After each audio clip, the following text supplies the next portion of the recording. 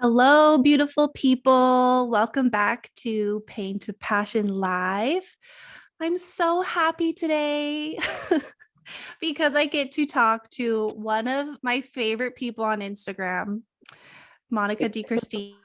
She is amazing. I don't know if you guys have followed her over there yet, but you definitely should. And I'll put all of her info in the show notes.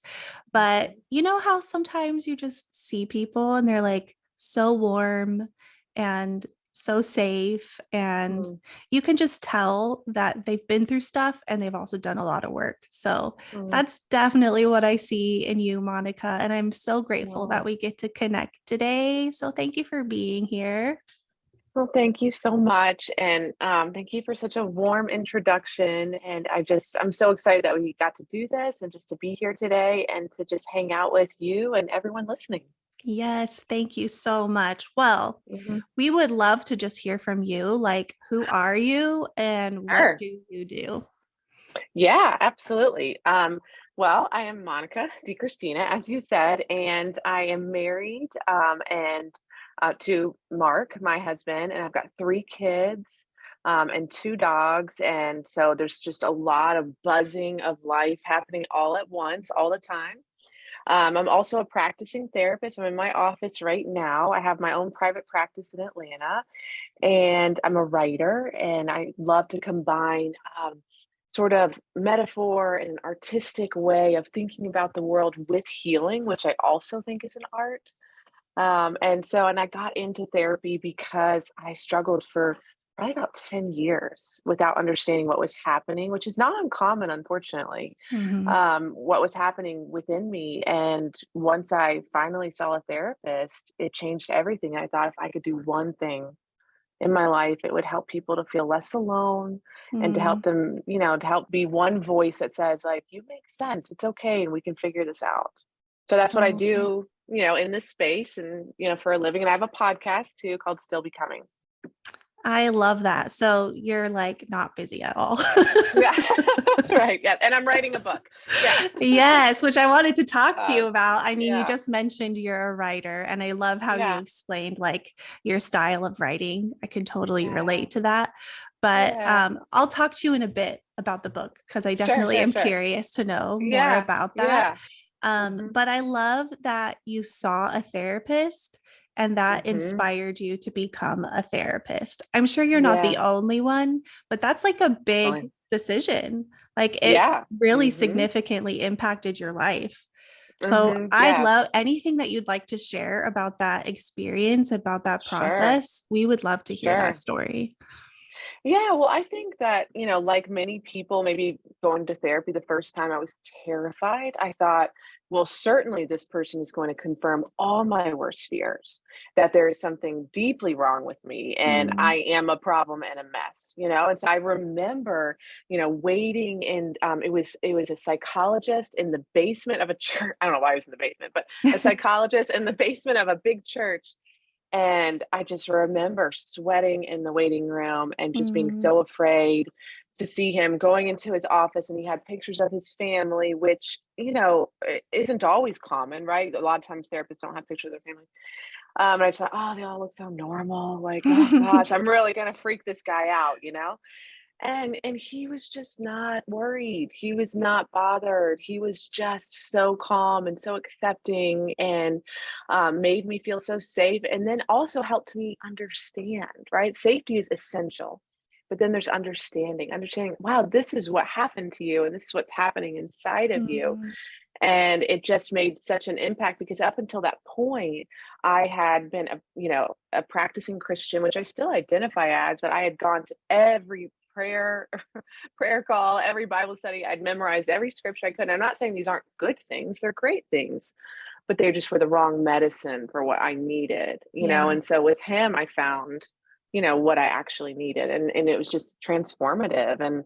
Um, and that's a big thing on my heart always, is to destigmatize mental health, to say, if you're going to a therapist, they're not going to tell you what's wrong with you. They're probably going to make you feel less alone. Yeah. Yeah. Yeah. And I love to Mhm. hear that. And you're right.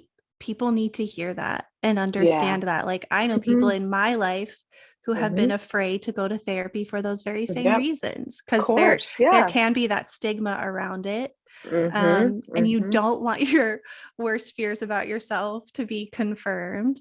Um, Exactly. but the process of entering into a safe relationship like that, where you can be vulnerable Mhm. and Mhm. seen without shame, Yeah. is It's a so empowering and mhm. impactful, right? Mhm. And it's yeah, and it's so much a part of healing is that safe relationship, which then you learn to be with yourself as well. I love that. Mm. Can you Yeah. kind of talk to us a little bit more about Yeah. creating safe spaces and what it means to be in Mhm. a safe space?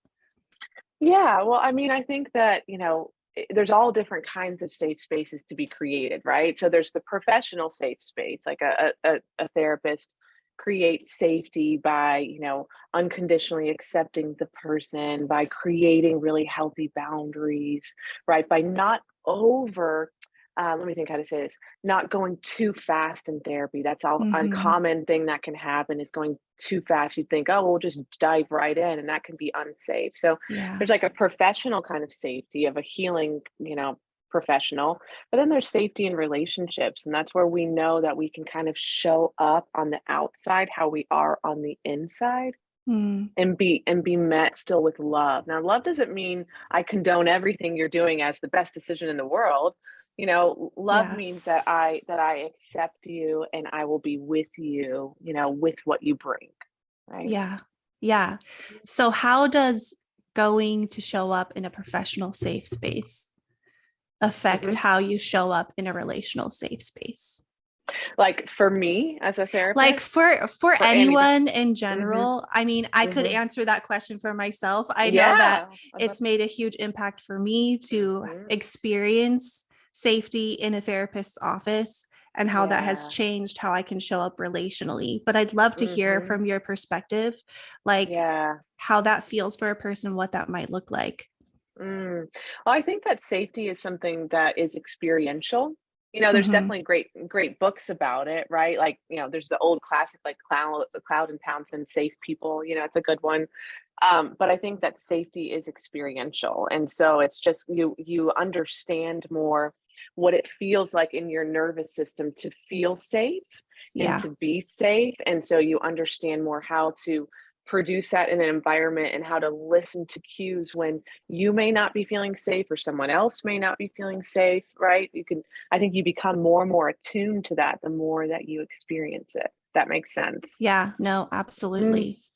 Which is why going to a therapist can be so impactful, because that yeah. could be Yeah. the Uh-huh. first time Oh or yeah. that you really Mhm. feel that sense of Mhm. safety with another person, Mhm. right? Yeah, absolutely, and a big part of that is being heard, being seen, being validated, having your boundaries respected. These are all Mhm. really important parts of emotional safety.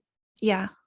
Yeah, Mhm. absolutely. Thank you for that. Yeah. I'm like so interested in just picking your brain because you're just Yeah. brilliant. Oh And I don't gosh, well, know if thank you. that couch behind you is the couch that you've filmed some reels on. Well, so yeah, that's where my clients sit, and then the Okay. the chair you can't see is where I sit, for my reels. Yeah. Cool, Uh-huh. cool. Yeah. Yeah. So for those of you who don't know, Monica has done Mhm. some of these reels where she's just sitting, you just sit on your couch and you like Yeah. just talk. Mhm. Yeah. And I Mhm. think that I was really drawn to those videos Mhm. because of that sense of safety.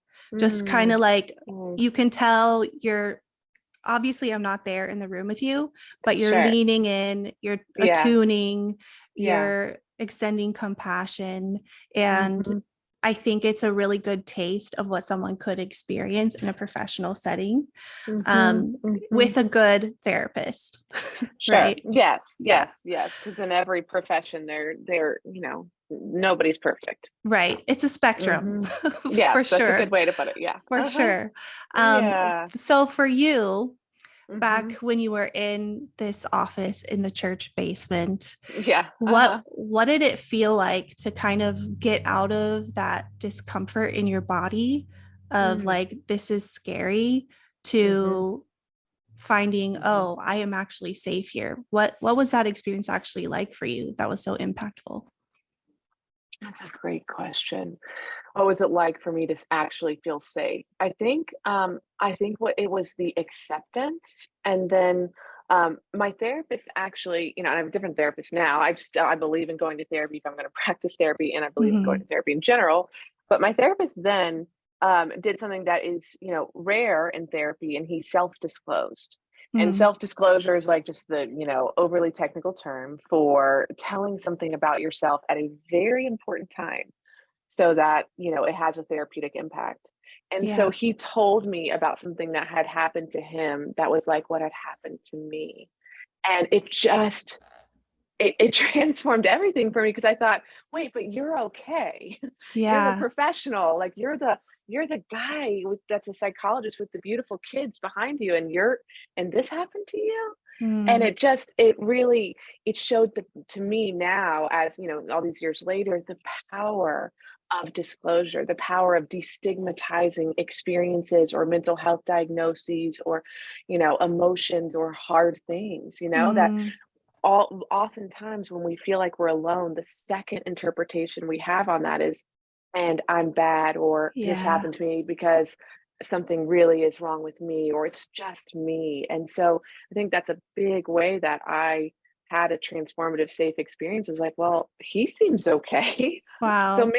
maybe I could be okay too. And that's a big reason why I share my story, why I talk about things, why I write, because it's a way to do that, to say, hey, you're not the only one. Whether it's me saying I struggle with anxiety for years, like there's no shame in that. It's Hmm. just that's just being a human. Yeah. Which I Mhm. guess we're seeing more and more people being Totally. Mhm. self-disclosing Totally. Yes, all it was over not like that. TikTok and all over Uh-huh. Instagram and all the Yes. things, which of Uh-huh. course there's pros and cons to all of that too. But do Absolutely. you see Yeah. that that's made an Uh-huh. impact on people, even like their willingness to be open and share in therapy or come to therapy? I'm curious, like Yeah, what the impact it's made on your profession. it's a great question, and I feel like I don't know, and I'll tell you why I don't know, because I started my career, I've been a therapist for 15 years now, Hmm. and so when I started, I mean, first of all, there probably was I've just never used these things personally, Yeah. Facebook or Instagram. Like maybe I did Instagram for a minute, and then I was like, this feels weird. I can't do it. So I just never did those things, and I'm sure, were therapists writing, but I never did any of that. I was just so the secluded, in the room. So I Hmm. have no idea. So every client I had never knew anything about me.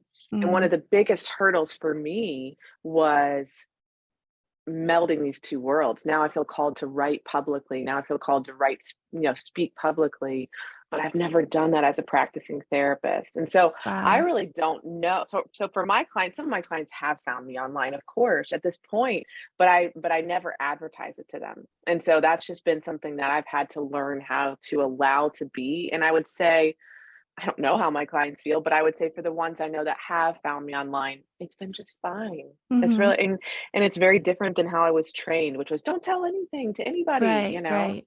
Yeah, Mhm.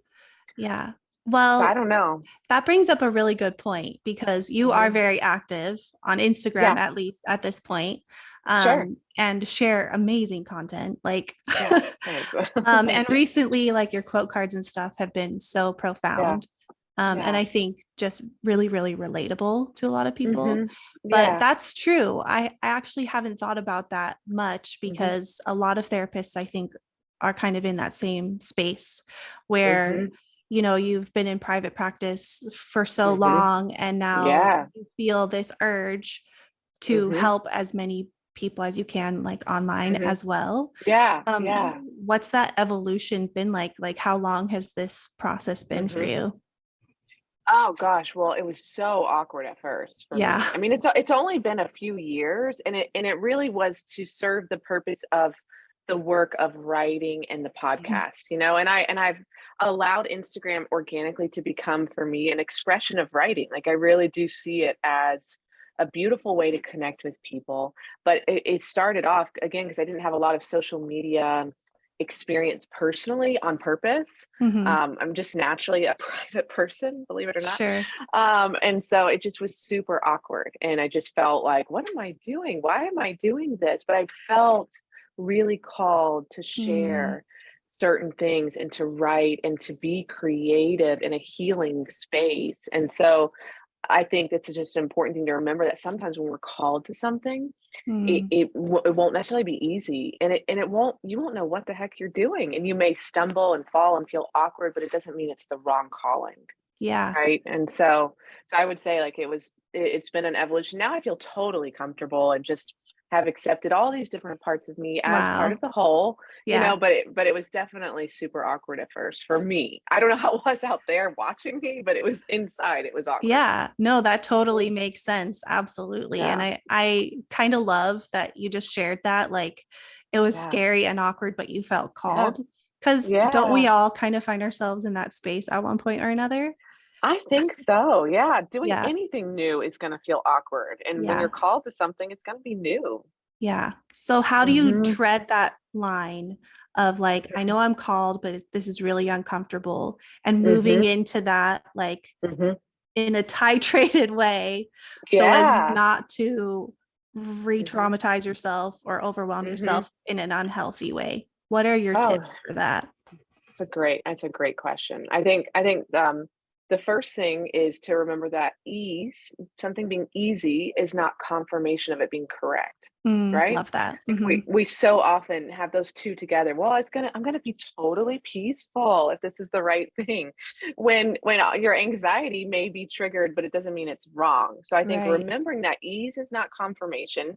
Ease is great. I mean, sitting on the sofa and feeling easy is great, you know? But I think more than that is always checking in with your why. Like, what's my Mm, why? What's my why? Because that'll keep you out of performance. That'll keep you out of trying to be like somebody else because your why is just for you, right? yeah. And then I think, good old fashioned boundaries, I mean, I really really am boundaried, even though I'm on Insta, I don't, Facebook. I'm officially on, I think, but it just loads there. I don't really know how to use it, which I'll learn someday. But it just having really not strict, but honoring boundaries to myself. Like I don't need to look at this. I'm going to put this away. I take long periods of time where I've just been totally off of it. And I think that that's Hmm. important. Yeah. 'Cause it is I don't really resonate when people say this is not real life because it is real. I met you there, you're real, this Yeah. is real, Yeah. right?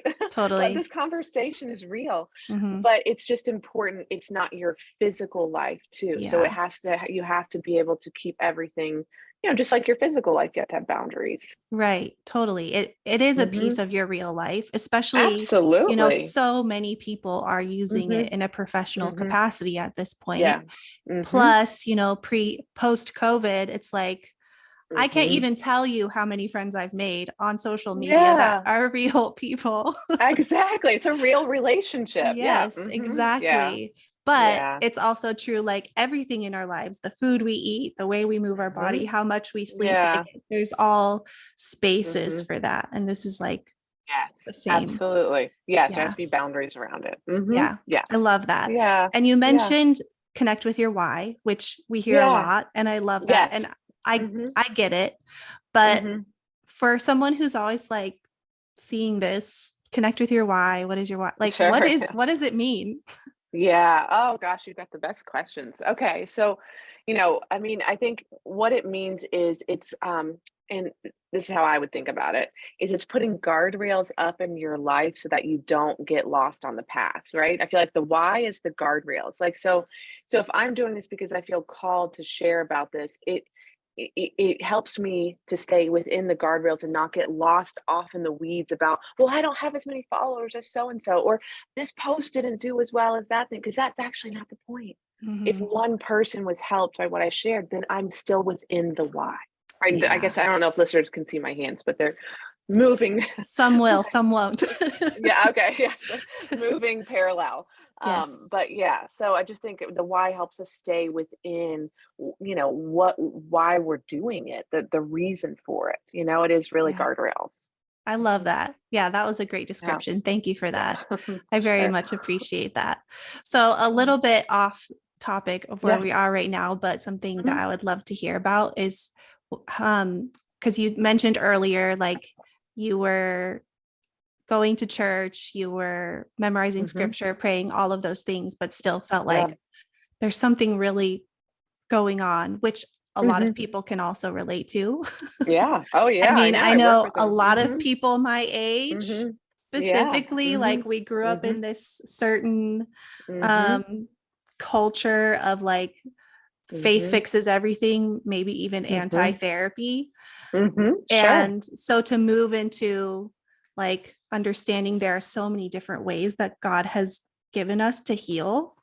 Yeah. I would love to hear kind of what your Mhm. faith metamorphosis has been like. Mm. Well, that's good. Okay. So my faith, I really do love your questions. My faith metamorphosis would be, I wasn't raised in a evangelical Christian household. I was raised in a Catholic household, but nominally. My parents got married Okay. Catholic, and they sent me to the Catholic classes because that's what they promised when they got married Catholic. Mm, But they were not necessarily going to church. I just went on Wednesday nights, and did all hmm. the things. And so it was, I would say culturally, and my dad is Spanish, he's from Spain. And so culturally, Catholicism was just a part of the culture, but it Sure. wasn't like a real for me in my home. I know that it is for many practicing Catholics. For me in my home, it was a nominal cultural thing. And so when I was a teenager, I was already in the throes of suffering from anxiety and ran into a lot of very evangelical people at school and really learned about God and became a Christian, that way, and went to church and really just got into it, and I have always been uncomfortable with organized religion. I've always been uncomfortable with so many things that the Christian church has done. So I've never been comfortable fully identifying as that way, even though I am. I would call it my inconvenient truth because there's Mm, so many things that are really hard for me about it. yeah. Um, but so I would say personally for me though, I have never been able to not be fully honest about how God met me in my suffering. I Mm, yeah. really, really, really, and still do have felt like I cannot deny my experience, no matter how uncomfortable I am with Christianity, Hmm. my experience with meeting God. I really can't. And I think that God saved my life. Hmm. And I think that that is why I ended up in therapy and why I ended up being a therapist. I would just pray, God, please help me. Please Hmm. help me. And all those prayers have been answered. Not in the way that I thought. I never thought that I'd be here. I thought I'd be an artist. I didn't think I'd be being a therapist, but really all those prayers were answered. And so my metamorphosis today is, I would say I still identify as a Christian, very inclusively so. I work with a lot of people wounded by the Christian church. Yeah. And so I'm really careful in my language. I'm sure, since we follow each other online, I'm very, very careful with my language because there's been so much language that has hurt so many people. Yeah. And so I really am just try to be just and I know I mess up all the time, just intentional and careful as I can, knowing that I believe all healing, can come from God, whatever words I use, Yeah. So Yeah. that's I would say would be my story. Yeah. That's beautiful. Thank you for sharing. I can Sure. definitely relate in many ways. I'm Yeah. sure others can Yeah. as well. I agree. It can be uncomfortable and inconvenient. However, it's also your Mhm. truth. Mhm. The very fact that you're here Mhm. today Yeah. is your evidence of Mhm. what God has done Yeah. in your life. Um, Mhm. but that doesn't mean that you're going to be speaking in a certain Mhm. language, a certain lingo Right. that's out there that's Right. been especially hurtful to a Yeah. lot of people. But I mean, Mhm. I think that's what I love about a lot of people like you in this space right Mhm. now is Yeah. the language is changing slowly but Yeah. surely. The language is Yeah. changing to, in my Mhm. opinion, reflect Jesus Yeah. better. Yeah. Yeah. Yeah. Honestly. So yeah, I love that you shared that. I really appreciate that. And I'd love to hear, like, because I know you're in the process of writing a manuscript, which Yes. is a big deal. It's a huge deal. Yeah. Uh-huh. But would just love to hear about your writing project and what's coming for you. Yeah, well, I'm back in my therapy office now. I actually took the whole that's part why I haven't been doing my reels. I took the whole month of March off from seeing clients as like a Okay. sabbatical to get started on the book. Awesome. And I would say about the book, what I hope it'll be is me putting my hand in someone else's hand and them not feeling alone. Like we're gonna Mm, talk a lot about pain and identifying it and a lot of validation and a lot of destigmatizing things. And I hope that the book will be like a actually um so much of what I try to create, I want it to be a therapeutic experience itself. And so I'm yeah. hoping that the book will feel like that. So I'm trying to craft it in that way. But it's been a long time coming. It's why I got on Instagram in the first place, and I really like to say about it. I'm glad I didn't give up. And so, if there's anybody listening, Mhm. whatever it is, maybe it's not a book for them. I don't know what it would be, but I remember talking to my husband and saying, like, I really want to write. Like, I really want to write. And he's like, well, maybe you should write. Like these Aw. years ago, Mhm. and so I just started, and this was my dream to get a publishing contract, and it happened. But I'd always heard people say that, and I was like, well, that's for them.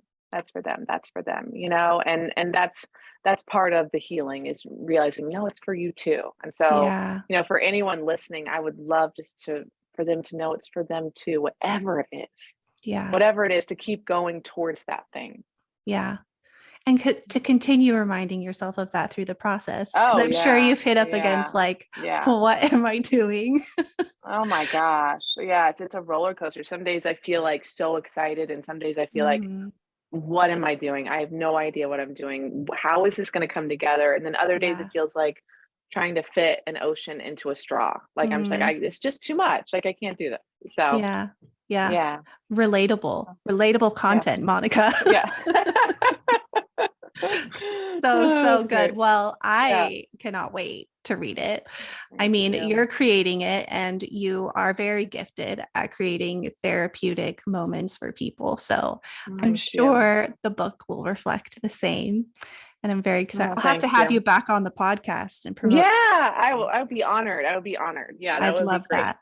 Yeah, I would yeah. absolutely love that. Well, I so appreciate your time today. Mm, thank Very, very you. glad we got to connect. And Yeah, anything that you would like to share about any ways to yeah, connect with you or yeah, anything else that you have yeah. inside your brain that you'd like to share before we go, we'd love Mhm. to hear that too. I think that, Instagram, Monica DiCristina, I think that on top of that though is my newsletter, my Substack that I really love writing on. I really love hearing from people about. I really love Awesome. hanging out there. So that's on my Instagram too. And then the podcast is kind of still happening, kind of taking breaks as I just create this new thing. Yeah. So, yeah. Mhm. Yeah. And totally worth going back and listening to old episodes too, anyway. So Yeah, good. yeah, I hope so. Yeah. Yeah, yeah, there's a lot of meditations there that I hope are timeless. Yeah. They're wonderful. Highly Yeah. recommend for sure. Well, I will make sure to include all your info in the show notes. Okay. So, anyone who's Thank you. listening, if you want to find Monica, you can go click on those in the show notes. And I'll be excited to see how this writing project unfolds and Thank you, to see Gabby. what else happens as you move into your future and all of this next phase of your life. Very Thank exciting. you. Thank you so Yes, much. And thank you for having me on and for such a great conversation and such good questions. absolutely. And I will Yeah. connect with you again soon. Okay, sounds good. Bye. Bye.